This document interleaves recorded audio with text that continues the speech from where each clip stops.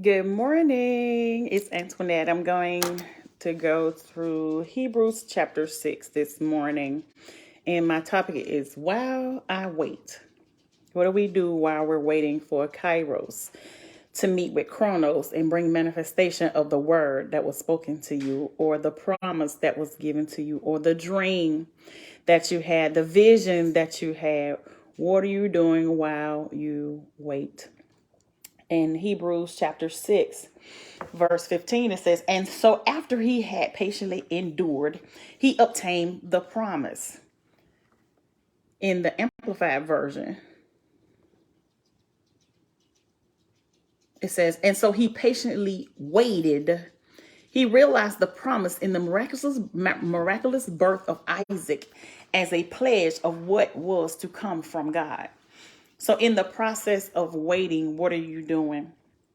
Oftentimes we get to a place of we get stuck in the waiting, and waiting is a process. But if you're waiting, you have to wait in faith, and faith requires you to act. So when you're waiting, in your process of waiting, are you working? I recently heard someone give a message, and they was talking about why you're waiting.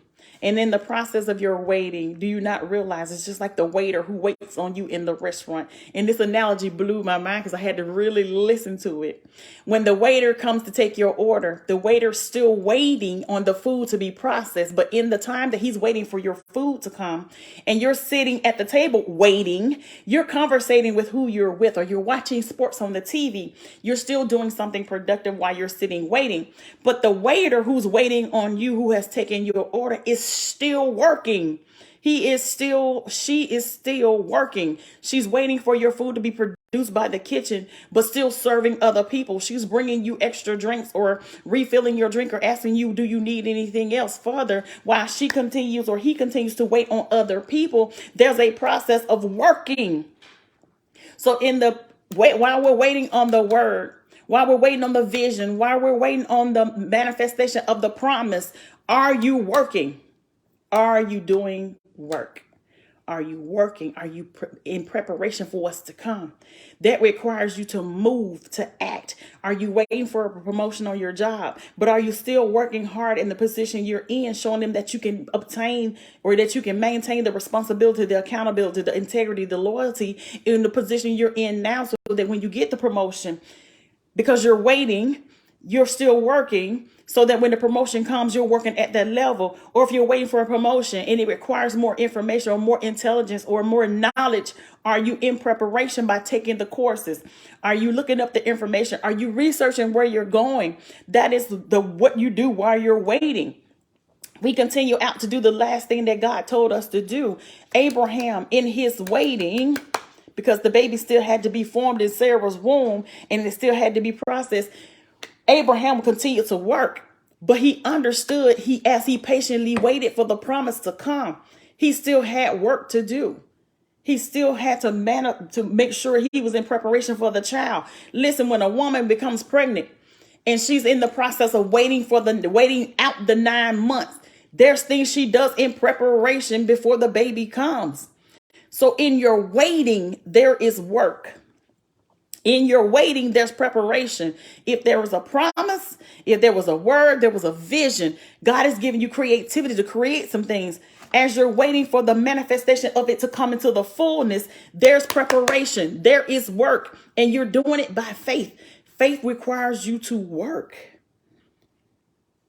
Hebrews chapter 6, verse 15, it says, "And so he patiently waited. He patiently endured. He went through the process. He continued to work." Listen, when you go from LPN to RN, you're waiting, but you're in preparation. You go to school, you take the courses you need to take, so that you take the testing to pass through the school system, and then you have to take your state board test. So in the process of your waiting to go from LPN to RN, there's a process that goes on where you're getting educated, and you're in preparation to walk into your next level. So in this time, there's some acceleration going on in the earth that is coming forth from the winds of God. And this acceleration going on for a lot of people. But in the process of that, can you help someone else build their vision while God has given you a vision? But helping them build their vision gives you the tools you need to build yours. Sometimes supporting is a good thing because you learn the tools you'll need to build your own. When you're writing a book or you have written some books, are you passing knowledge or are you trying to sell it? People need what you have. They need the tools. They need the information. It absolutely, we're paying you for your time and your knowledge in most cases.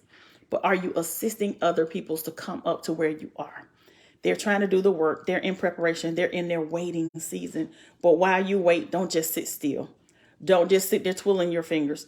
Don't just stand still and get locked into arrested development. You should be processing. You should be walking forward. You should be in preparation, adjusting, making changes, enduring through your process while you're in your wait for the word, for the promise, for the vision to come forth. If God has given you a vision, you need to start walking in preparation while you're in waiting. Don't just sit still. Work while you're waiting. Work while you're waiting. You want the job? Work. Put in the application and then do what you need to do to make sure that you exceed the standard. Don't just meet the standard. It's time that we show up as Christians. Work. You're building the ministry. Work in somebody else's ministry. Do the work. Serve. That is work. Serve. Work while you're waiting. Y'all have a blessed day.